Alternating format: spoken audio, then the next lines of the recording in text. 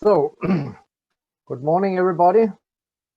Welcome to the China Your Water Platform Business Program webinar series, the first out of 4, which I have been looking very much forward to. You are going to see a number of very interesting presentations. We are going to have a very tight program, so my introduction will be very brief.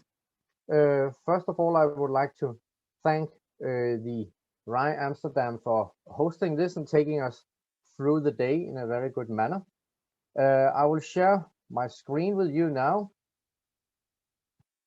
and will just say a few words about what I see as the context of today's meeting.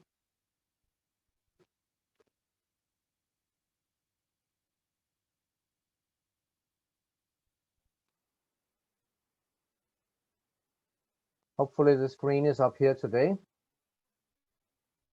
We're going to discuss about urban water. And urban water is a topic which is extremely relevant. It's relevant in China, where we see a still urbanization with expectation for increasing ratio in the newest 5-year plan, but also in Europe, with the difference being that, put it in a bit simple manner, that in Europe it's a matter of retrofitting old urban areas, while in China it's very new urban areas. However, there are a range of characteristics which are shared. And the one thing is that whether the water comes from rivers, flooding, or it's cloudburst, it flows despite what our urban setting is. It doesn't care whether it's old or new buildings. It doesn't care whether it's suburbs or financial districts. It floats as water do. Another detail is that that flooding will impact the water quality aspects, and we will have to look into pollution remediation or maybe ignore it. That's a decision, but it's a fact. The third thing is water don't respect administrative boundaries. It comes from the entire catchment. It goes across provinces, district, or city boundaries. And then finally, an important detail is whether it's in new or old settings, you still have the very difficult choice of getting the risk level right. Should it be 10-year events, 50, 100, 500, or even 1,000-year events you will have to deal with? We will come through a number of presentations. We will end up with a roundtable and some of the questions for discussion. Some of the questions for discussion are quite simple. Do we have solutions which are sufficient on all parameters to deal with the challenges we're facing and to cover the benefits which are also part of the coin? What do we do to cover all related water management challenges? And here again, I'm thinking about how dealing with flooding matters will eventually also have a huge water quality aspect. What to do with having solutions which can be scaled up, where it's not a matter of projects and special efforts, but something which is handled in a manner where all cities eventually, because most cities are subject to flood risk, that all cities will take this on board in an operational manner. Not even only the largest million inhabitants people, but also when we get to tier 4, 5, 6, whatever. And when it comes to financing, how to find mechanisms for this, which is not just based on grants and government budgets, but which is somehow a more organic way of financing and economics. And that brings me to the last question: how to ensure the long-term horizon and how to include true cost of ownership. All of that is a matter of which solutions we have at hand, how the market works, and hereby how the framework conditions set up and the official targets set up are supporting the functioning of the market.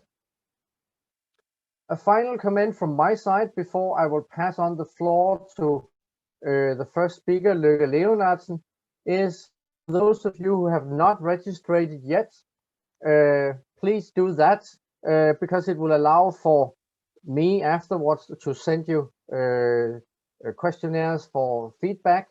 How did this webinar function? But it's also a matter of that if we do set up additional events on top of what we have already advertised, you're also able to take part of that. So please fill in the registration during or after the webinar. With this, I will stop sharing my screen. I will hope you will have an excellent webinar. I really hope you will stay with us the entire day. And I will hereby pass on the word to Løkke Leonardsen from the organization C40. Løkke, please take the floor.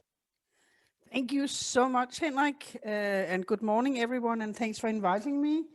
I will try to share my screen. There we go.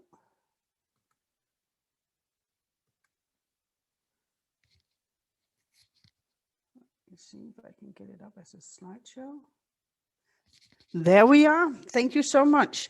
And I just want to say, Henrik presented me as from C40, but I'm also from the city of Copenhagen. I actually split my time between the two organizations, working on a project in C40 that's called Water Safe Cities. But as Henrik mentioned, cities are the ones actually feeling the true impact of climate change. We have growing urbanization. We have an increased density in cities, and many cities are located in areas with a high risk for flooding. And I'll show you a few illustrations of what the future for cities will be. It's taken from the C40 report, The Future We Don't Want.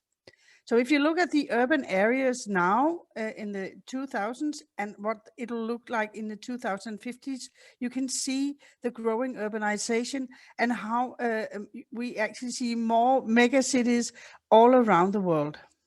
But you also see that a lot of these cities are at extreme risk for growing heat in the city. That is a challenge to many. There's also a risk in many cities for water availability, actually not having sufficient amounts of drinking water. And a lot of cities are also at risk for coastal flooding. And in the project I'm working on at the moment, we are also looking at the risk of inland flooding, but I don't have any illustrations of that as yet. But it is also a problem that many cities will face in the future. So cities need a joint voice to raise these issues on a global scale. And C40 or ICLAI can be that voice. I mean, there are lots of climate negotiations and finance issues taken at UN level or at national level. But it's the cities that actually have to implement the solutions, and they're the ones with a direct responsibility towards the citizens and the safety and economic situation of their citizens. So an organization like C40, we are working at two levels. We have the global policy levels, looking and trying to raise the voice of cities on a global scale. What are the climate change related challenges that cities are facing? What needs to be done in order to assist cities in overcoming this issue? But we are also working at the local city level on accelerating adaptation in cities and assisting cities in developing solutions. And one of those examples is actually the Water Safe Cities project that I'm working on, where we are offering assistance to a number of C40 cities on water-related climate change challenges. Because a lot of cities are facing the same issues, and we do not all need to invent the wheel. We can learn from each other. And that's why an organization like C40 plays a major role in accelerating climate change adaptation on the city level, simply by sharing solutions. Solutions that fit in Copenhagen might also fit cities in China or cities in India if they are adapted to the local level where they are going to be implemented. Because and another thing that an organization like C40 can also assist on is overcoming barriers. As Henrik mentioned in his introduction, adaptation has to take place at a local regional level. We need data. We have financing and insurance being an issue, and we need a lot of innovation to move forward. And if you look at it from the top, saying local versus national level, there's no such thing as administrational boundaries when it comes to climate change. Water flows where it wants to flow, heat spreads where it spreads, and it doesn't have anything to do whether you are in one municipality or another.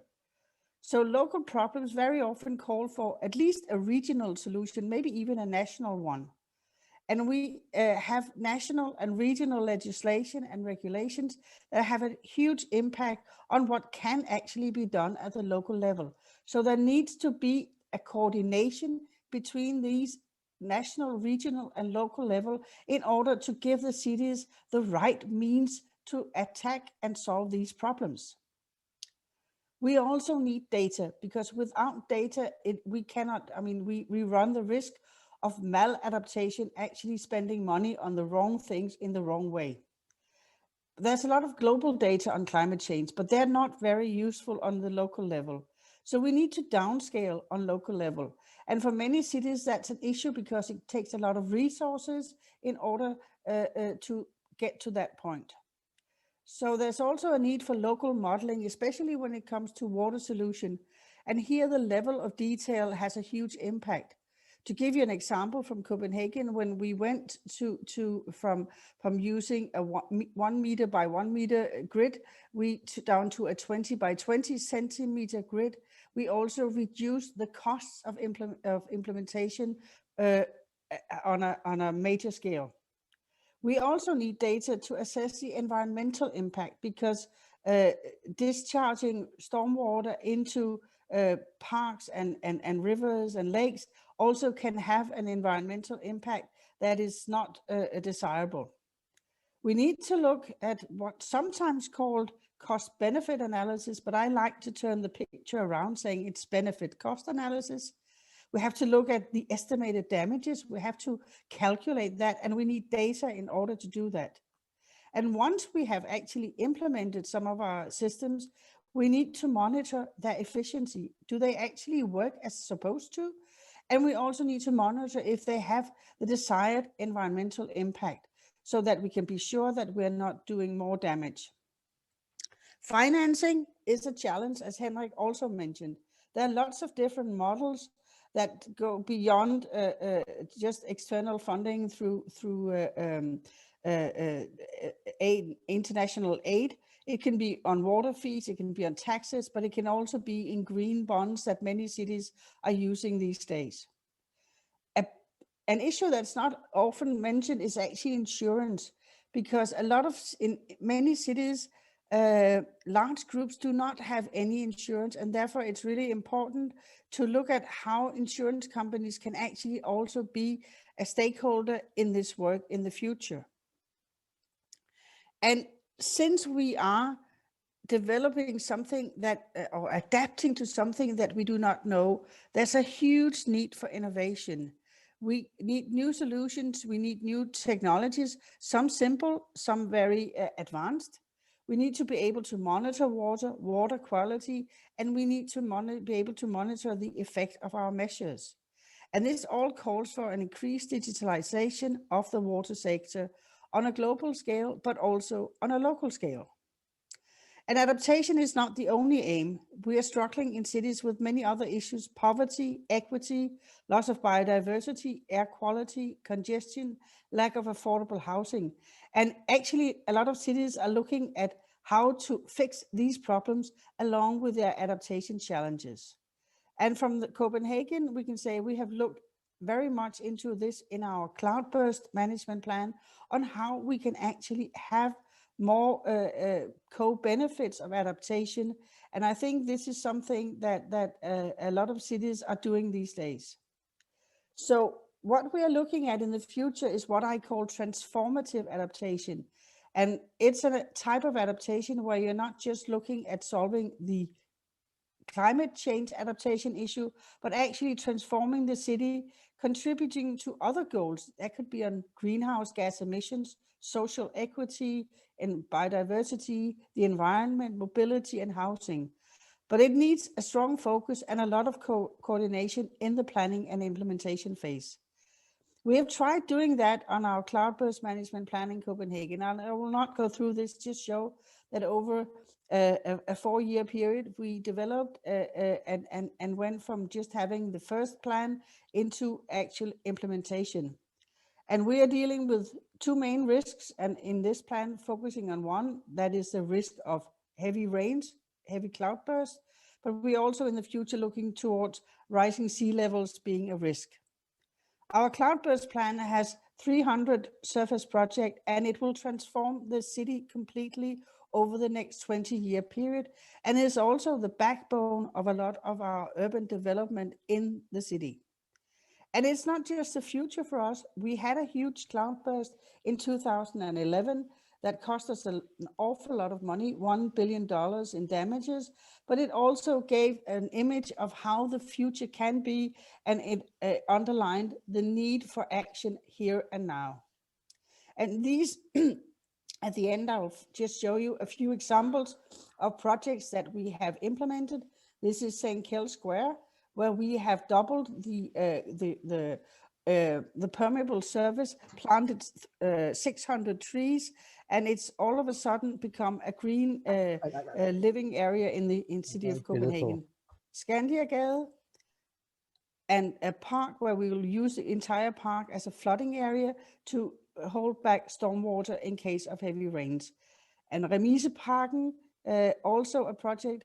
And all of these are actually in areas where there are also social issues, so they're also helping improve the local neighborhood. Thank you so much.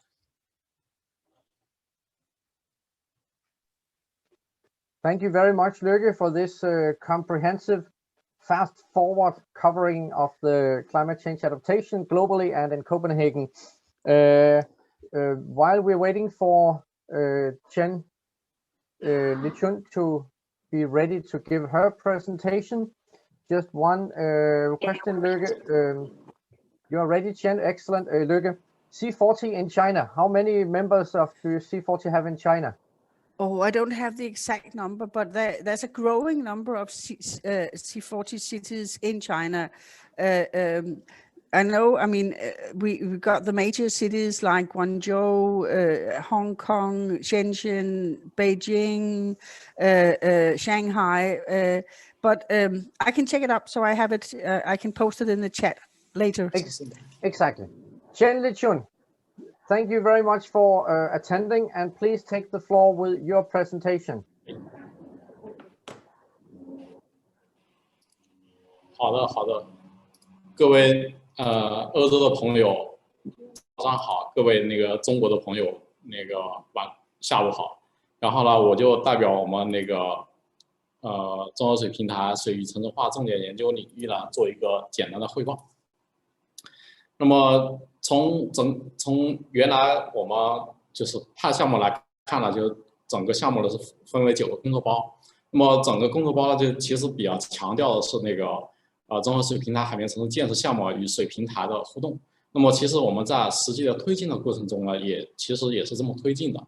那么具体表现为，其实在中国院，第一个是作为综合水资源平台的联合指导委员会的成员，在2020年5月份呢，参加了平台指导委员会的会议，6月份呢参与了那个旗舰项目提案的起草工作。那么在水和城镇化的重点领域的PAD综合水平台合作项目，由中国城市规划院、北京市水务局以及与荷兰、瑞典、丹麦、荷兰机构共同合作，以北京市、常德市为中方试点城市，共同开展海绵城市建设领域的合作与技术交流。那么为了更好的同步推进这个平台的工作与PAD项目的那个推进呢，中国院于2020年初派了那个3位专家前往荷兰开展为期3个月的学习和交流，但是后来受这个全球性的疫情的影响呢，工作内容压缩了两个月就是完成。回国后呢，继续工作，同时改为线下的工作模式。那么在2020年呢，中俄双方共同组织了3次线上的项目推进会议，通过线上的会议讨论、线上的协同工作等多种方式，保障了PAD项目的稳步推进。那么总体而言呢，我们那个在全球大疫情的背景下呢，就创新了工作的形式，保障PAD项目的稳步的推进。那么我们可以看到，在2020年七次的那个项目工作列表已经按计划全部完成。这样通过这样的话，就在由线下改为线上了，全面的那个保证了这个PAD项目的工作推进。那么通过我们的推进呢，也取得了比较好的成果，基本达到预期的要求。那么在2个试点城市，以北京为例的，北京的那个试点工作是以北京市沙河水库。那么该项目的那个场地面积呢是1.8平方公里。那么研究的总体目标呢是削减河流质管网溢流的污染。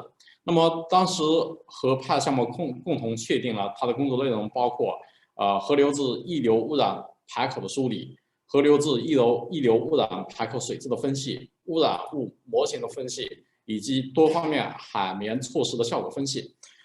通过研究呢，结果表明，就是我们已经治理了80%的溢流排口，对 SS 和 COD 的去除率分别可达到50%以上和25%以上。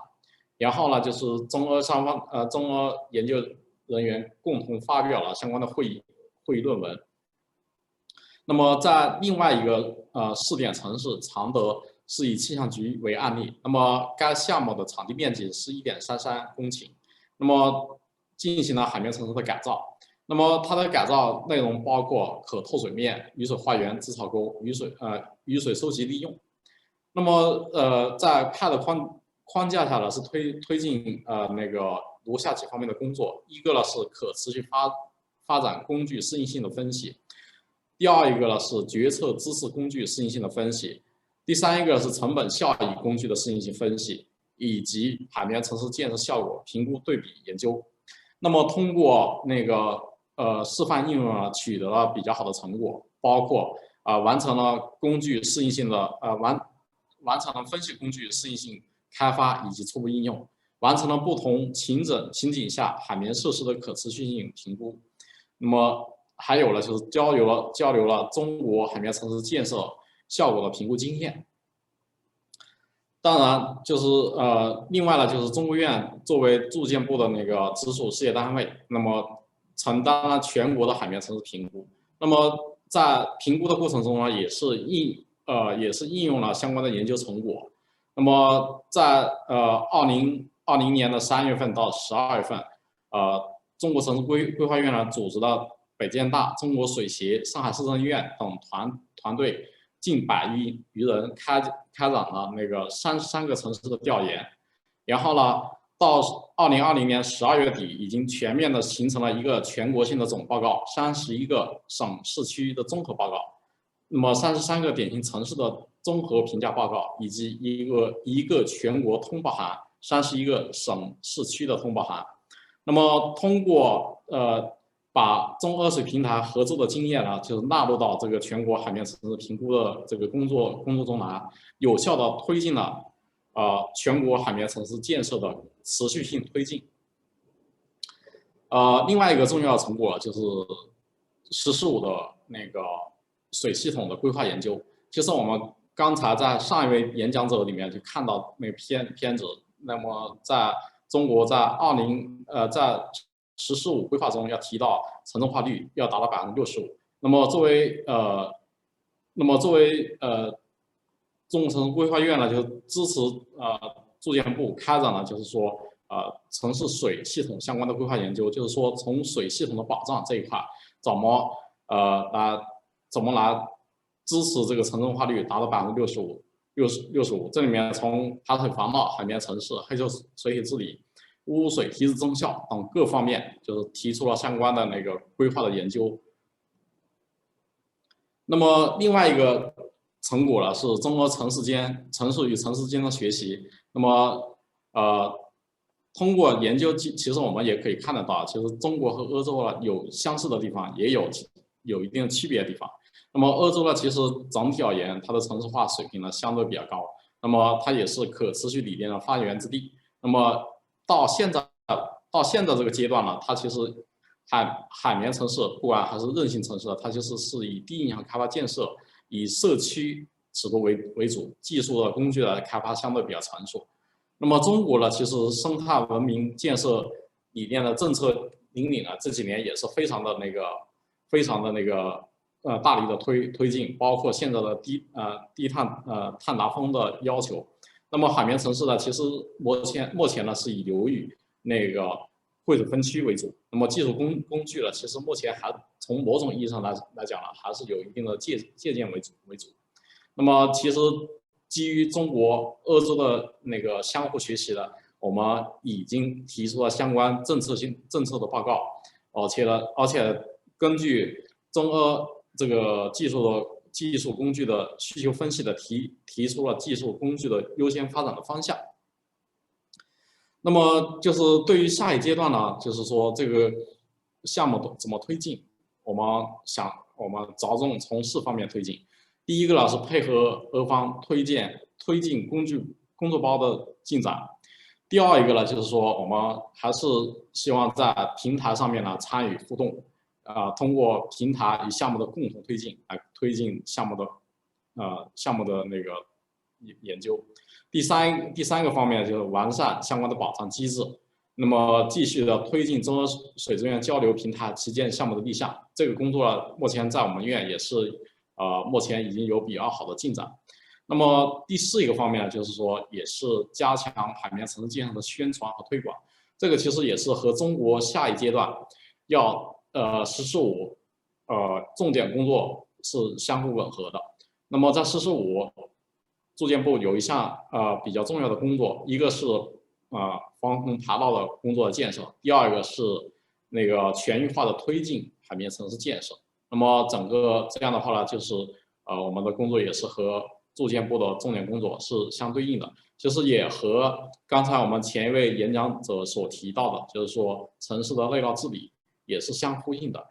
那么整体我就汇报这么多，然后呢请大家指正与讨论吧。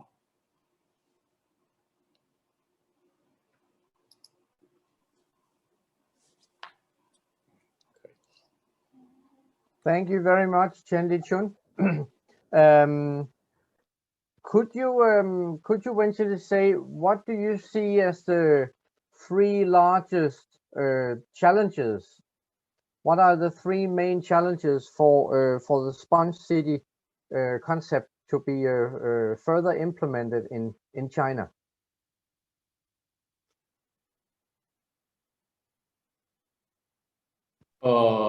我想这里面可能从目前来看呢，就是说，海绵城市建设，我想目前已经形成了一种共同的理念。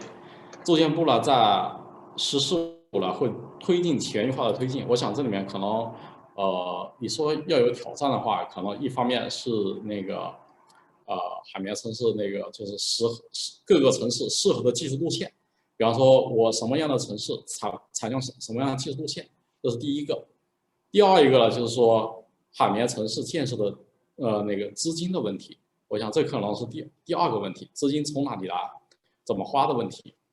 毕竟这个事呢，就是海绵城市如果真的是建设下去，还是有比较大投资的。我想可能这2个问题是比较核心的问题吧。至于第3个，目前我还没想好。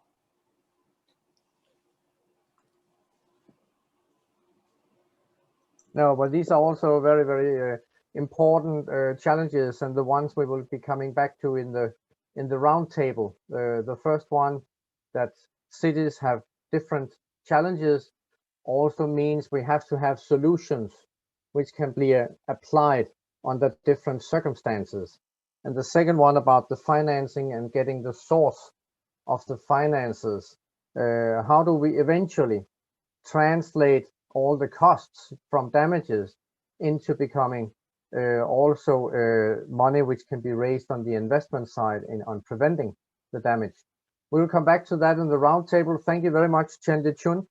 We will move on now to the first company presentation, which is Mads Terkelsen from Rambøll of Denmark. Mads, please take the floor. Thank you. I'll just prepare.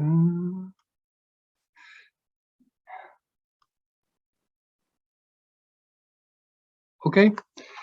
Thank you very much, Henrik. Yes, I'm from Rambøll. Rambøll is a large international consulting engineering company. We are more than 16,000 colleagues around the world. We are present in more than 35 countries, and in China we have 4 offices, and I think we are now a couple of hundred employees, and we are growing. Our typical the topics that we work with, the classical engineering topics like buildings, transport, energy, environment, water, planning, and urban design. And then we also have management consulting. And we try always to combine, when we start a task, we always try to combine all the different expertises into holistic and integrated solutions. And that was how we were sort of entering this urban blue-green market, so to say. And we started to combine every time we had a project, either wastewater, water, flooding, landscape architecture. We tried to combine all the different topics into these projects. We started out in Denmark, and then from Denmark we took and Denmark and some other international projects as well. We were, by the help and support by China-Europe Water Platform and also the Sino-Danish bilateral cooperation, we were able to bring our projects and products, so to say, to China, and then working with the Chinese, who are very innovative and introduce, for example, the sponge city concept. We were able actually to increase our market share internationally after being in China. We are still in China and we're growing in China, but we are growing because of the projects in China. We are growing very much in the rest of the world as well. And that's all. That actually comes down to a lot to the China-Europe Water Platform, because when we move out to the market in China, when we moved out, they were already informed on the basics, on the concepts, so we didn't have to start from scratch. They had quite a lot of knowledge when we talked to the stakeholders, so we could target the real, quite fast target the real issues and problems.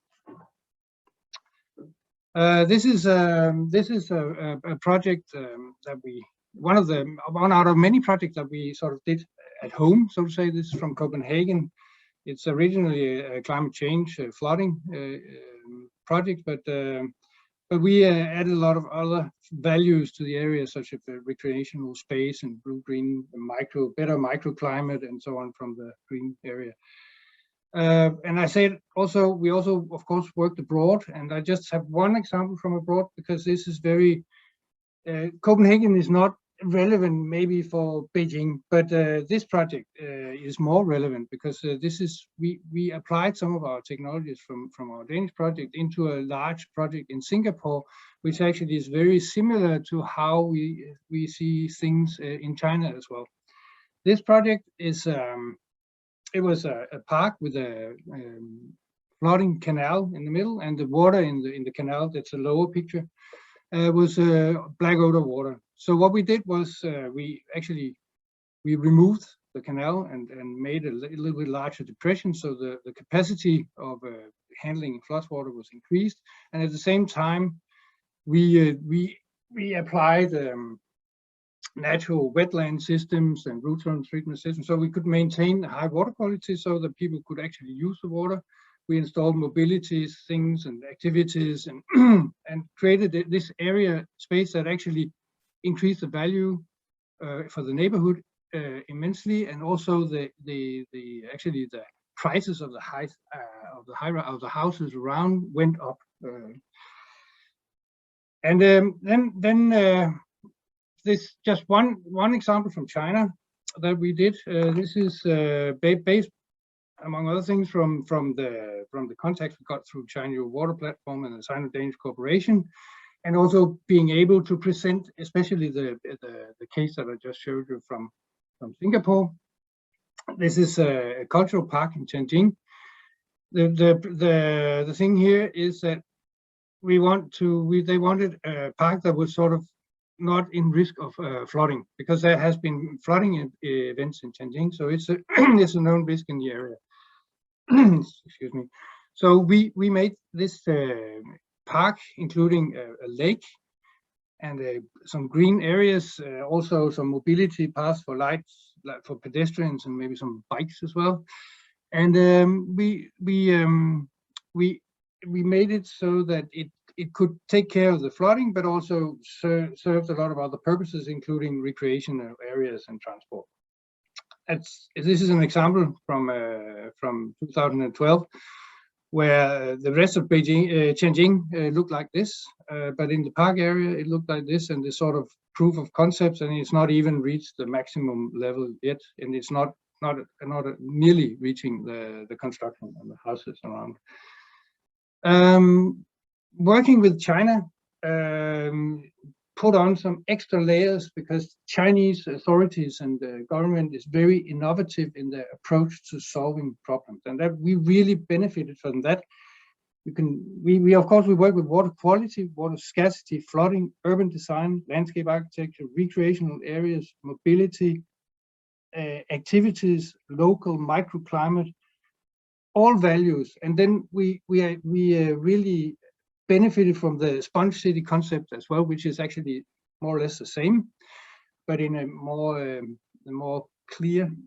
It's a good way of explaining it. And that we brought further on out in internationally. And this next project has nothing to do with China. It's a total different setting. It's from a poor country in Western Africa. But the reason why I bring it is that this is what we work with. We started December 22 last year. So we are working on this now, and this is exactly same kind of projects. It's a drain. It's a drain that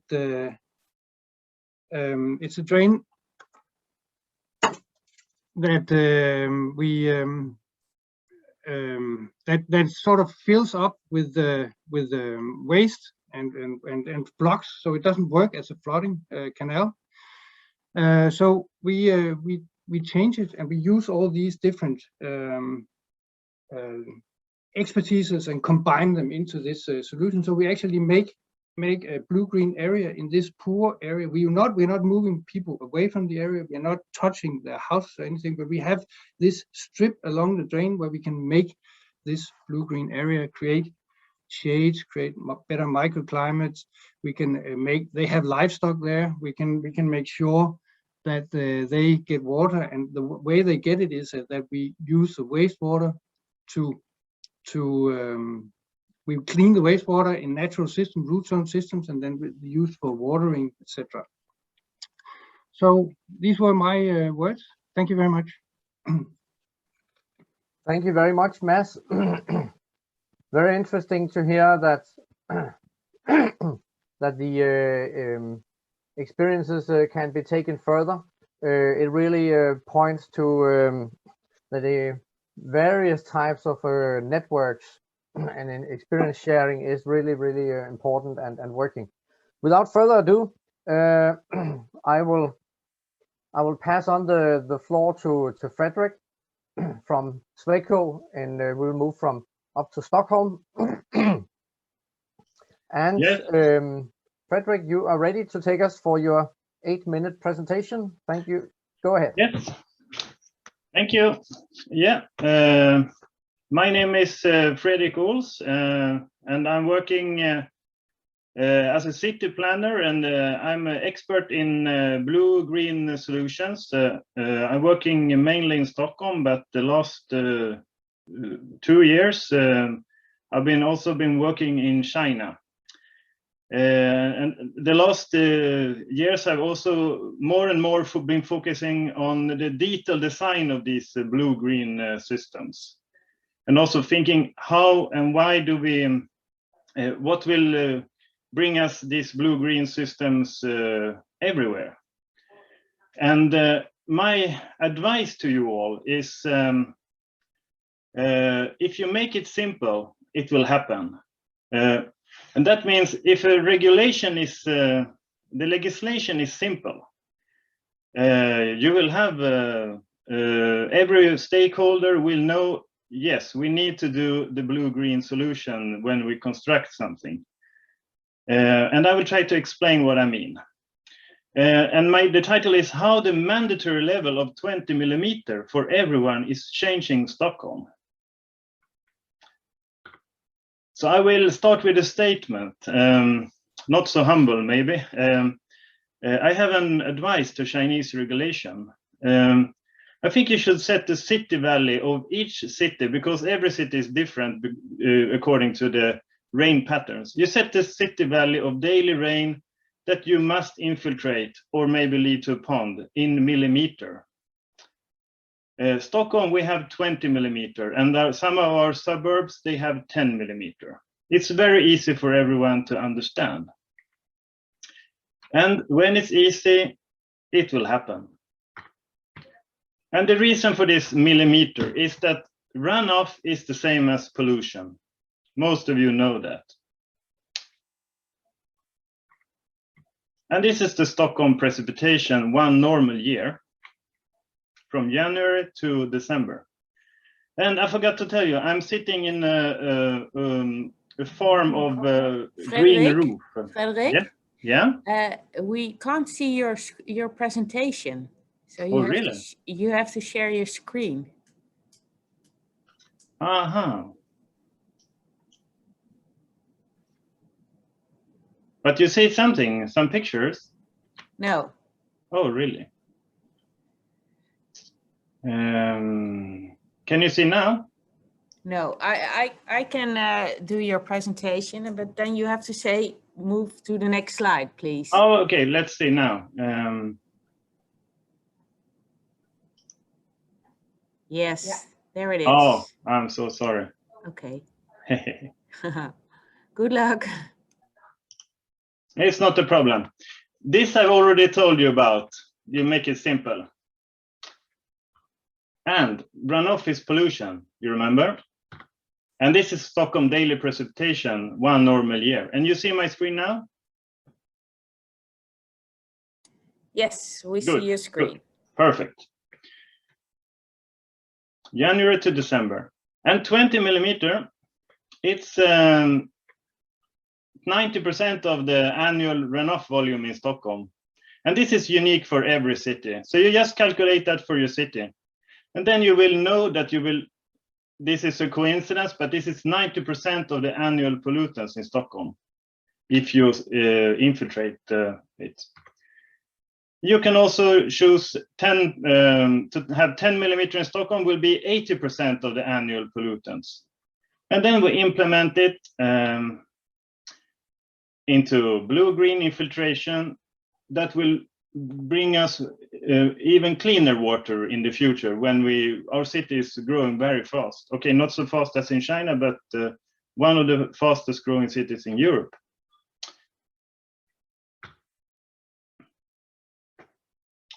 So this is, then we have the level of action, we call it, for stormwater. And everybody know it. Every private property owner, the municipality, every actor in the building process in Stockholm.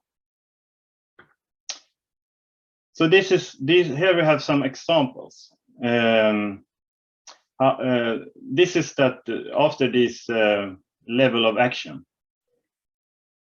You know, as a private property owner, you know you need to take care of 20 millimeters. So then you get a lot of green roofs, you get a lot of green courtyards, looking like this.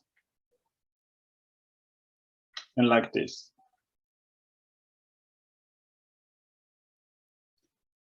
And since I didn't have the time to go to the green roof, I chose another nice city, Malmö in South Sweden, to show you how it looks like, because here I was at having the opportunity to take the photo from above. But this is basically how it looks like now, also in Stockholm. And this is also one example from China where you can store all your 90% of the pollutants. This is in a field trip I made in Shenzhen last year. So it's beautiful and it's easy. And this is not only for the property owners, it's also for the municipality or the payment. You know, you need to take care of 20 millimeter of rain. So you take the 20 millimeter times the hard top and maybe a little reduction factor. And then you store it in rain gardens, trees, in structural soils and dry ponds. And this level of action 20 millimeter is now making a revolution to Stockholm, because you need to do these kind of local decentralized solutions everywhere.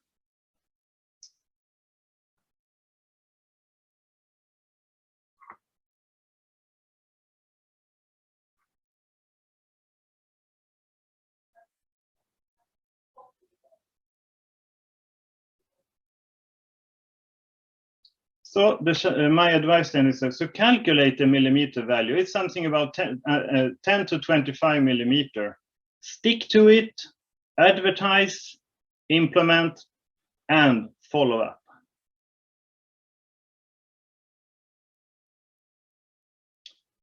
And I know in China you have annual total runoff control rate, but as far as I see it, it's too complicated for us consultants. When we come to a new project, we don't know what is the limit. Just give us a millimeter and we will make it blue-green. Thank you. And that was everything from my presentation. Thank you very much, Frederick. Thanks a lot for your presentation. And if I got your proposal right, it is it's an obligation for every household or every landowner or everybody who has an area to take care of.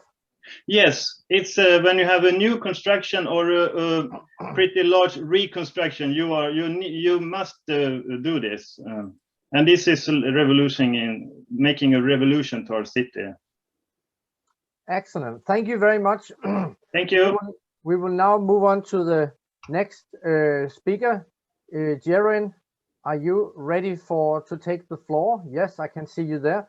While we are about to pass the word to Jeroen, please make use of the chat, ask questions, put comments, get in touch with some of the other ones. Please, Jeroen, floor is yours. Thank you, Henrik. And I believe that you can see my screen at this moment. Yes. Okay, thank you. And Henrik, if you can let me know when I have 1 minute left of my 8 minutes, then I will stay on schedule. Sure. So good morning and good afternoon, everyone. My name is Jeroen Rijsdijk. I work at Arcadis, a global design and consultancy firm with a presence in over 40 countries, active in 70 countries, and also very active in China. I've been in China myself 12 times in the past 5 years, and most of my time I spent in the city of Wuhan. So Arcadis has a big presence, and we have also our mission statement, and that is about improving the quality of life. And we've been working on that since 1888, and a lot of other companies joined Arcadis in the last decades. So we've become a big global firm working on all sorts of nice projects. And one of those nice projects I want to elaborate a little bit on is the project that we did in Wuhan for a local project developer which was developing the Hankou Commercial International Business District, also known as RG27. And this area of approximately 3 square kilometers had a really high ambition about developing. Here you see some images from the architects, and they had a really high ambition, but they also had a lot of difficulties that they had to address. They were situated at the waterfront of the Yangtze River. It was a flat area, low soil infiltration possibilities, also in intense underground buildings, and yeah, very, very hard conditions for the Spawn City program.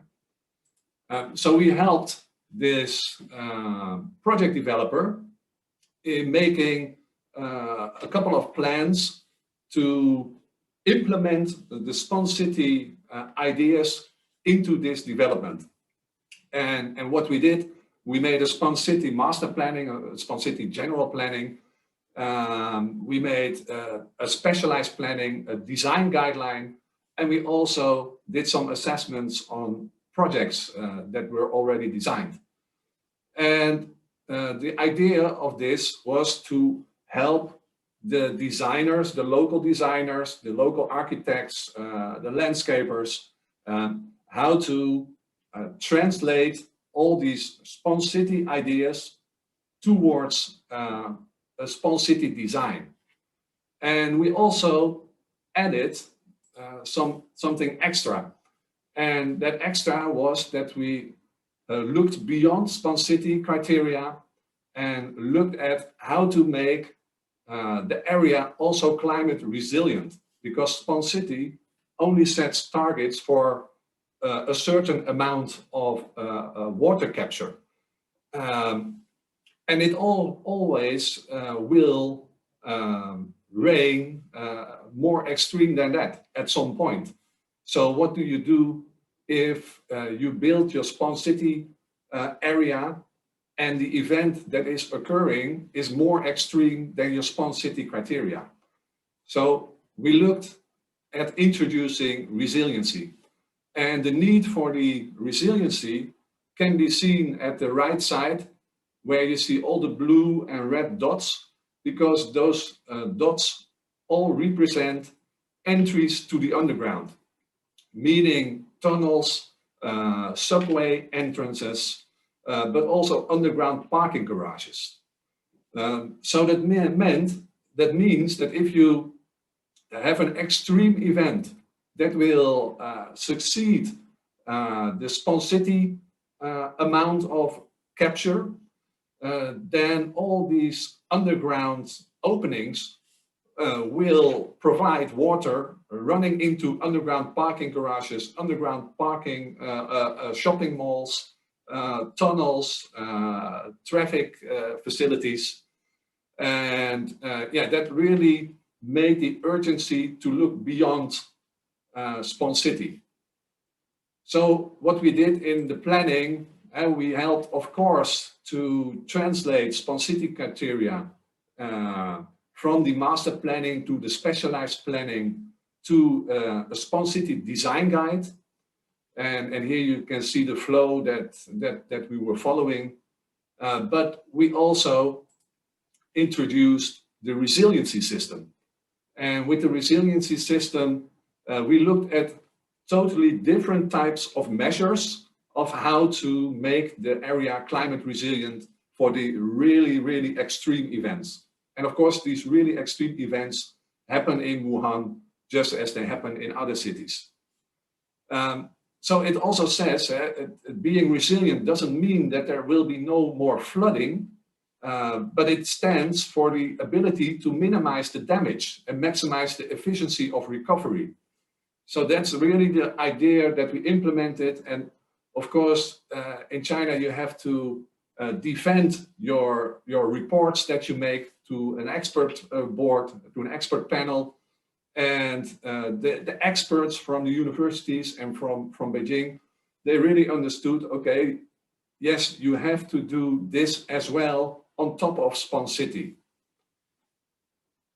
So what we did in implementing all these reports and this way of working, we also did some cost benefits analysis on the performance of different types of measures, helping to make it more clear for the local design group how to make their designs.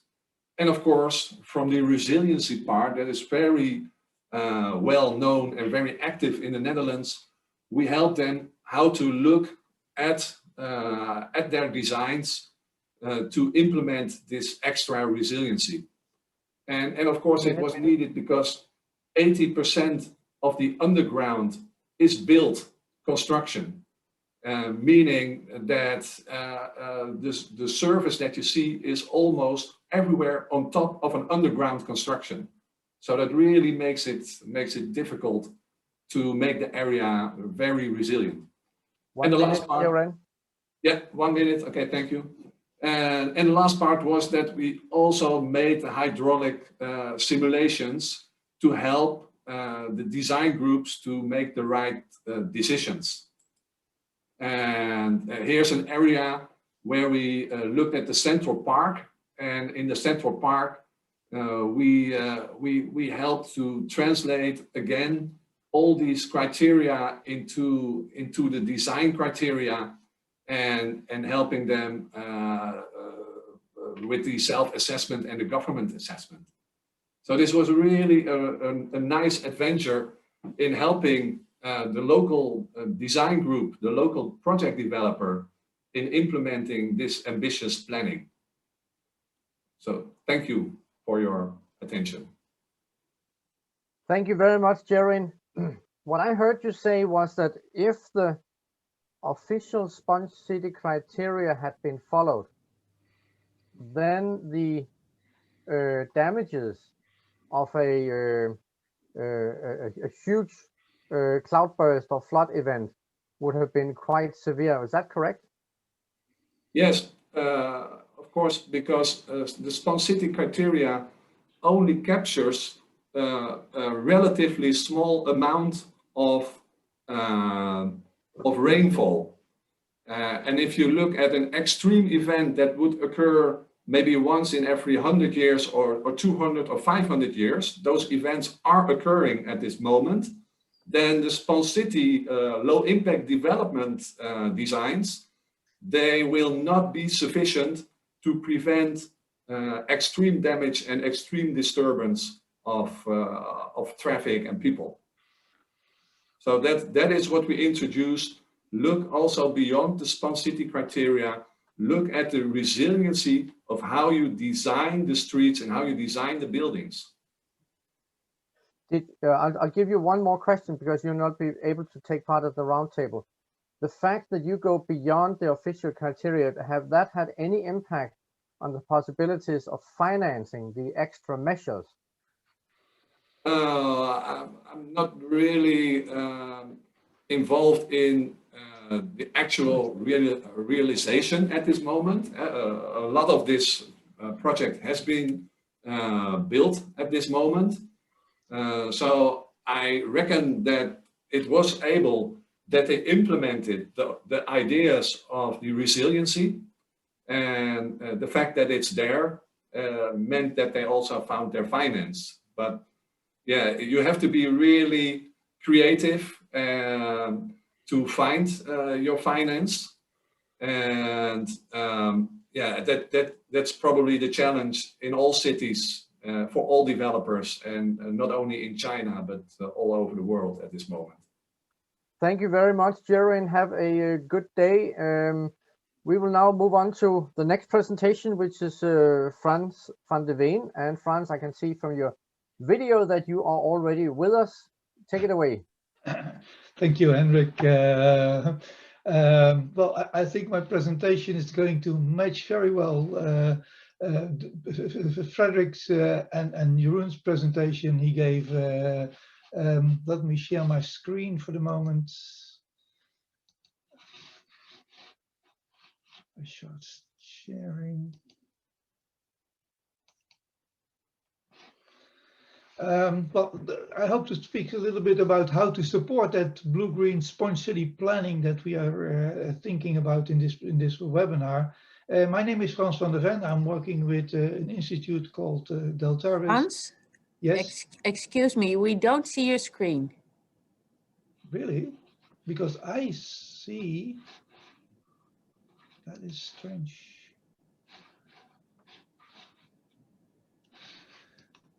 Let me try to share again, because this is what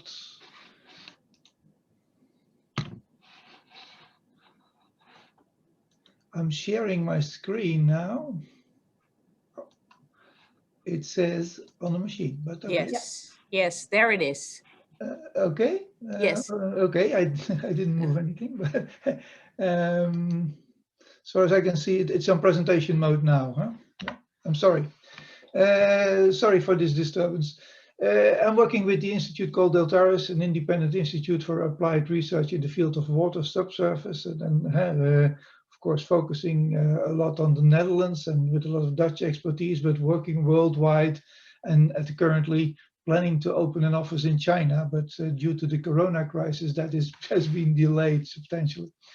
Coming back to the sponge city approach, well, the sponge city approach addresses the problem of urban water management from 5 perspectives: safety, culture, resources, environment, and ecology. And well, as was mentioned before, it sets all sorts of criteria and indicators for having a decent sponge city, including that famous indicator called VCRA, the volume capture ratio, as we all know. But what we did in the past is we started comparing this approach, the sponge city approach, with 2 approaches, one from, say, Australia, New Zealand, the water sensitive city planning approach, and, say, the Dutch climate resilient city planning approach. As a result, we found, say, substantial differences in principles. For example, the Dutch never shift problems approach principle was not applied in the sponge city. Another big thing was to bring the relevant stakeholders around the table. So the co-creation of planning is an important issue, and design for resilience, as Jeroen said already. That is another issue. But to do so, we had to strengthen a couple of issues in the sponge city approach. That is the flood hazard assessment, the storage capacity assessment, the drought mitigation assessment, and the groundwater system analysis. And basically that's what we did in a couple of projects, as we will see in the next steps. We defined a new approach to planning and design to get more co-creation, co-design into the process. But moreover, we started working on tools that could help us to define that sponge city capacity and to help us select the best measures to come to co-creation.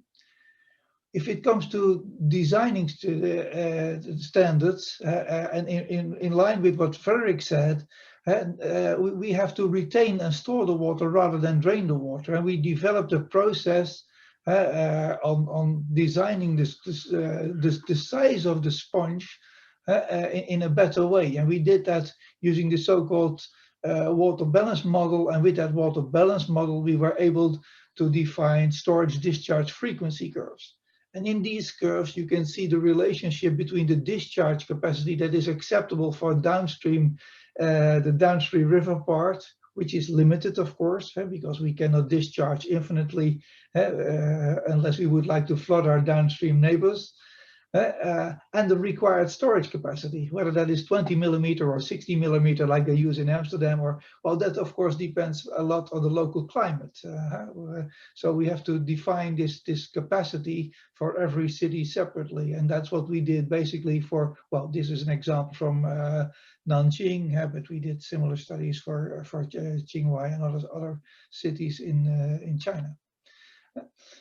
Then the next step is, once you have defined these values, you can start co-design. You have to bring all these experts, the related experts together in one room, and you need a tool to support that planning process, to co-design that planning process. And that basically, that is what we made with the Climate Resilient City Toolbox. The first version was made for Xiantan under contract for the Asian Development Bank. And basically the tool helps to support ecosystem-based adaptation using these blue-green solutions as we try to plan these in the urban environment. Once you enter the tool, you will find a lot of different blue-green solutions you can choose from, and you can apply these solutions in a planning way in the toolbox. You can find additional information on each of these measures. It's all available in Chinese and in English if you like, but it's also available in Chinese. And what the toolbox does, it gives you estimates of the performance. It gives you estimates of the storage capacity that is realized, that 20 millimeters that Frederick was about, or the 60 millimeters or whatever, a return time factor, the groundwater recharge, but also indicators on water quality improvements, the suspended sediment reduction, nutrient reduction, etc., and a first estimate on costs of construction and of maintenance.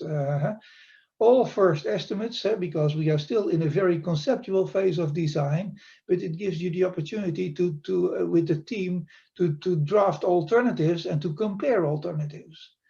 And that is how we, for example, made this plan for a new to build Chinese medicine hospital in Shantan.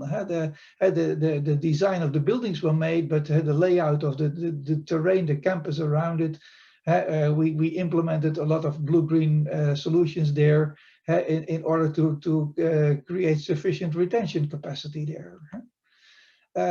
Well, a similar analysis was done for the Qinghai district in Nanjing, where there was a priority list of interventions defined as a first step.